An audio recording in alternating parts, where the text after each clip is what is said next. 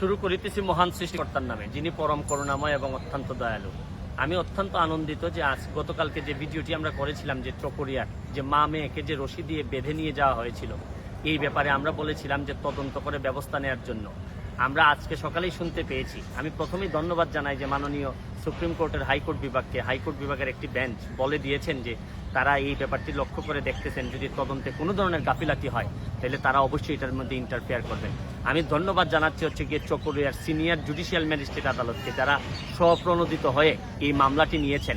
আমি জানি না এই মুহূর্তে চেয়ারম্যান সাহেবকে ধরা হয়েছে কিনা বা তদন্ত কমিটি। আমি আবারও ধন্যবাদ জানাচ্ছি যে কক্সবাজার জেলা প্রশাসনকে, ডিসি সাহেবের পক্ষ থেকে এবং ইউনো সাহেবের পক্ষ থেকে যে দুইটি তদন্ত কমিটি করা হয়েছে, সবগুলা তদন্ত কমিটি মিলে যদি প্রকৃত অর্থে এখানে কি হয়েছিল বা যাই হোক না কেন, মা মেয়েকে তারা যদি চুরি করেও থাকে তাও এরকম রশি দিয়ে বেঁধে নিয়ে আসা যায় কিনা, এবং এটার দায়িত্ব কার উপর বর্তায়, এটা কি স্থানীয় প্রশাসনের উপর বর্তায় নাকি একামাত্র চেয়ারম্যানের উপর বর্তায়, যাদের উপরে এই দায় বর্তাবে তাদেরকেই যেন তদন্তের মধ্য দিয়ে নিয়ে আসা হয়।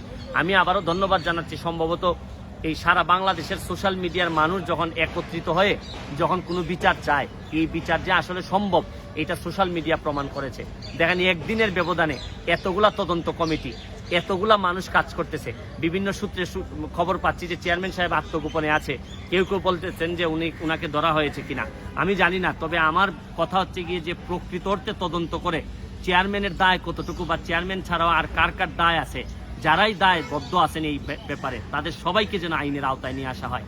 আর এইরকম একটা ঘটনার প্রকৃত বিচার যদি ঠিকমতো হয় তাহলেই দেখবেন যে বিভিন্ন জায়গায় চেয়ারম্যান বলেন, ওসি সাহেব বলেন, এসপি সাহেব বলেন, কেউই এই ধরনের অন্যায় করার মতো সাহস পাবেন না। যাদের কাছে এই ক্ষমতা থাকবে তারা ক্ষমতার যেন অপব্যবহার করতে না পারেন, এই জিনিসটা নিশ্চিত করতে হবে বাংলাদেশের মাটিতে। আমি সবসময় বলি যে যদি সোনার বাংলাদেশ বানাইতে হয়, সোনার বাংলা বানাইতে হয়, তাহলে মানুষগুলাকে স্বর্ণের মতো হইতে হবে, সোনার মতো মানুষ হইতে হবে।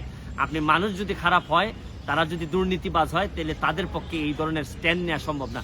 আমি ধন্যবাদ জানাচ্ছি এই গভর্নমেন্টকে, সরকারকে। আমি আমাদের মাননীয় প্রধানমন্ত্রীকে ধন্যবাদ জানাচ্ছি যে নিশ্চয়ই উনার তত্ত্বাবধানে এই ধরনের ব্যবস্থা গ্রহণ করে আজকে এই ধরনের পর্যায়ে নিয়ে আসা সম্ভব হয়েছে। আমি পরিশেষে আবারও বলবো, যারা সোশ্যাল মিডিয়ায় যারা এই বিভিন্নভাবে সহযোগিতা করেছেন এই পরিবারকে, আমি জানি তারা আজকে অবশ্যই একটা ন্যায় বিচার পাবে। যারা সহযোগিতা করেছেন তাদের সবার কাছে আমার কৃতজ্ঞতা থাকলো, এবং আশা করি পরবর্তীতেও ভবিষ্যতেও যে কোনো পর্যায়ে আমরা যেন এইভাবে বিভিন্ন সবাই মিলে যে কোনো ধরনের অন্যায় বাংলাদেশের যে জায়গায় ঘটুক না কেন, অথবা বাংলাদেশের বাইরেও যদি ঘটে, যারা বাংলাদেশিরা পৃথিবীর যে জায়গায় থাকেন না কেন, তাদের প্রতি যদি নির্যাতন হয়, নিপীড়ন হয়, তাহলে অবশ্যই আমরা এইগুলাতে সবাই মিলে যদি ঝাঁপাই পড়ি, তখনই একমাত্র বাংলাদেশে সোনার বাংলা সম্ভব হবে এবং দেশের প্রতি মানুষের দেশপ্রেম বৃদ্ধি পাবে। এটাই হোক আমাদের আগামীর চাওয়া। আজকের মতো বিদায় নিচ্ছি। ভালো থাকবেন, সুস্থ থাকবেন।